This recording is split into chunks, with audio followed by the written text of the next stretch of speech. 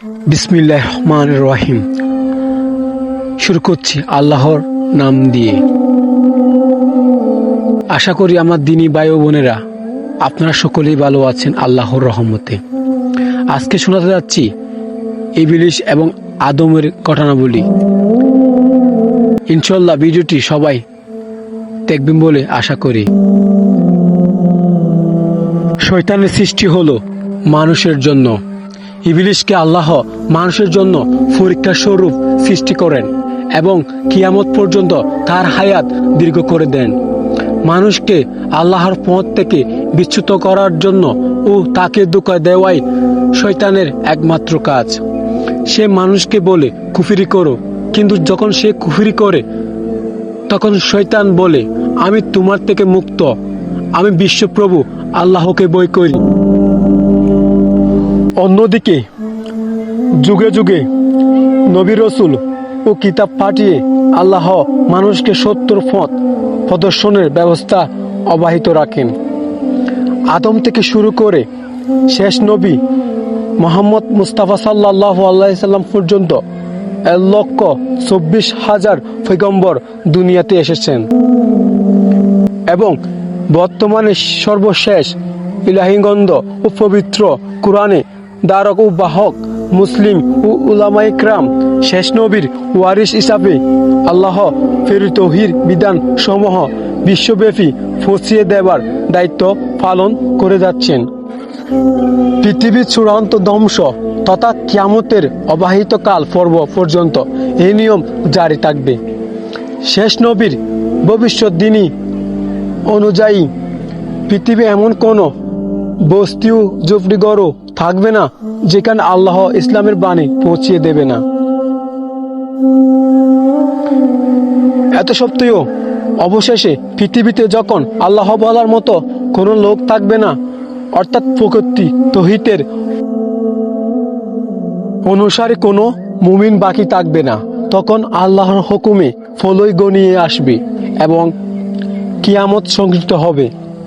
মানুষের দেহগুলো সব মৃত্যুর পরে মাটিতে মিশে যাবে, কিন্তু রোগগুলো সব ভালো বা মন্দ আমল অনুযায়ী ইলিয়ান অথবা সিজনে অবস্থান করবে,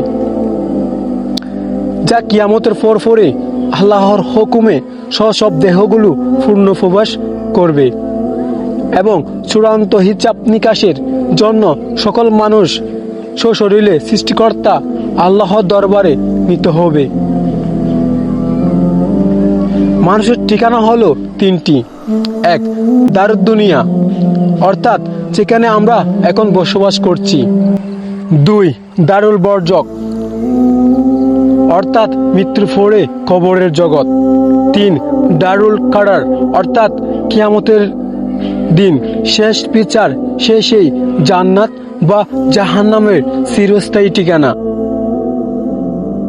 অতএব পৃথিবীতে হলো মানুষের জন্য সাময়িক পরীক্ষা কারাগার মাত্র।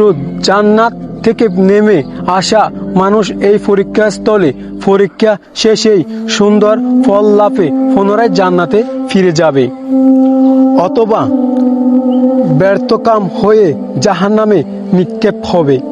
অতঃপর সেখানে হবে তাদের সর্বশেষ যাত্রা বিরতি এবং সেটাই হবে তাদের চূড়ান্ত ও স্থায়ী ঠিকানা।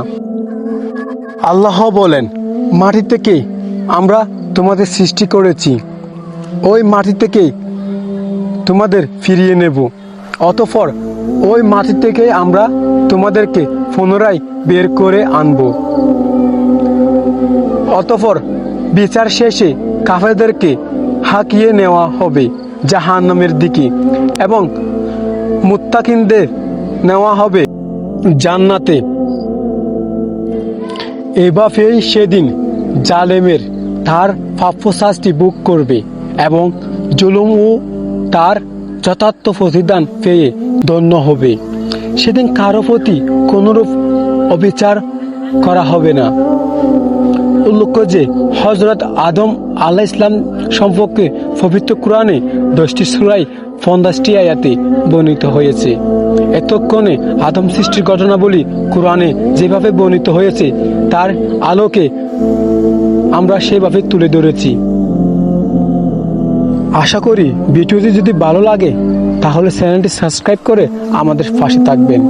ইনশাআল্লাহ আবার যেন নতুন কোনো কাহিনী অথবা ইসলামিক হাদিস নিয়ে আসতে পারি।